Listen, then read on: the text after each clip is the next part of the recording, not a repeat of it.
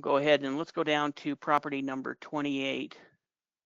I thought this was kind of interesting. I always get kind of excited when I see shops, kind of have an interest in classic cars and things like that. And so it does kind of, it always excites me when I see shops or garages. Sometimes you'll see garages on their own lot and it's just a garage. And I actually love those properties because you can wholesale them or sell them to somebody there local that may use it for storage, may use it for, personal uses.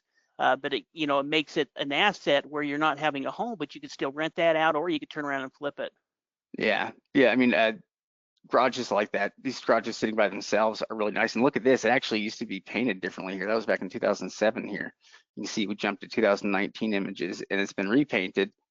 And yeah, I mean, it's got two bays and it has two different doors, almost like you could rent it, as two separate units.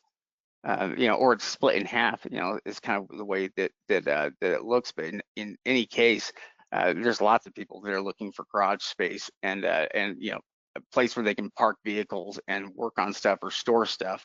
And yeah, property like that, which they picked up for only $5,000, could serve all of those. Yeah, in fact, I think that it's probably listed as commercial. And so, being a commercial property, you could use that as a business, you could use it for personal uses, and would have a huge amount of benefit. This is the one type of property, though, that we would probably check out on the EPA website just to make sure there's no issues. It's not hard to do. We can just look at the address, look it up, and make sure that there's no issues. I doubt that there is, but that's one of the due diligence steps that we teach our members and our coaching students to do before buying a property that's like this or industrial type property. Yeah, it's an interesting property. Yeah, and really, it is, yeah, a pretty good deal, really good deal. I mean, at that price point, I don't think they'll have any problem there monetizing it. That's one nice thing is that you can make money with it here, renting it out if you want, or you could just sell it outright and be able to make money on it.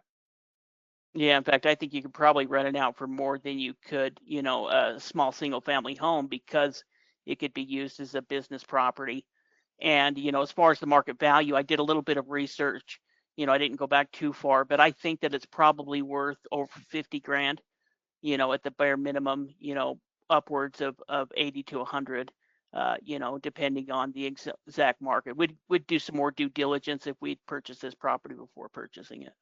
Yeah, it's an interesting property though, and cheap. At $5,000 is just such a deal.